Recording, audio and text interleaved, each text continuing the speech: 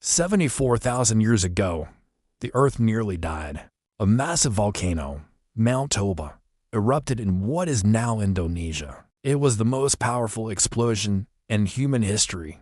The sky turned black, the sun disappeared, and temperatures across the planet dropped for years.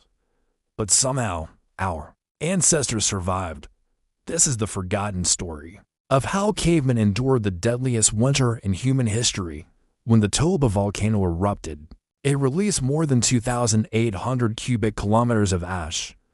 That's enough to cover entire continents. Winds carried ash clouds across Asia, Africa, even the Middle East.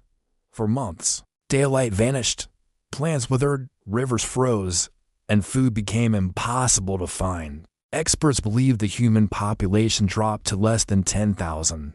Only small groups, hidden in caves, managed to survive. Imagine waking up in total darkness. The sun no longer rises. The air is filled with ash. Every breath burns your lungs. These were the first days of the Toba winter. Cavemen learned to seal cave entrances with stones to trap heat. They gathered dry grass, animal fat, and bones, anything that could burn. Fire was no longer just warmth. It was life itself. Food was the greatest struggle. Crops were gone. Animals had fled or died in the cold, so early humans became scavengers.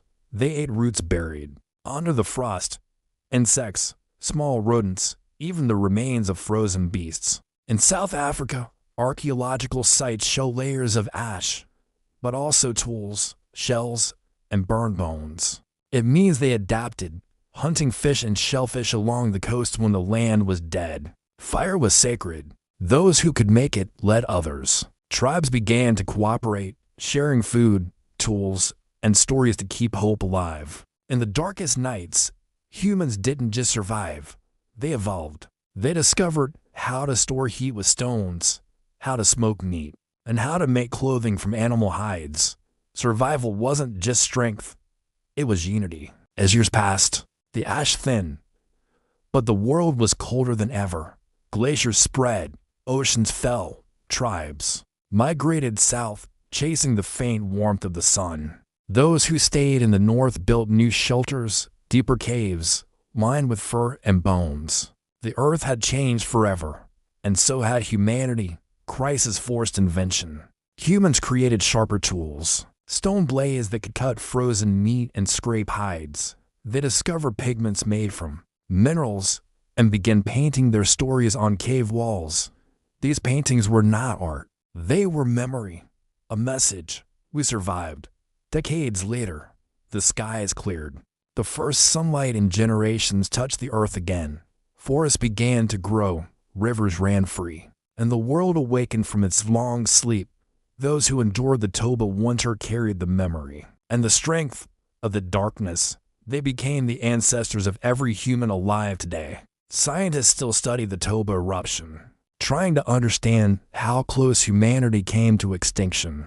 It was a test, not of power, but of spirit. It taught our species something no other creature learned, that survival isn't about strength alone. It's about adaptation, cooperation, and faith in tomorrow.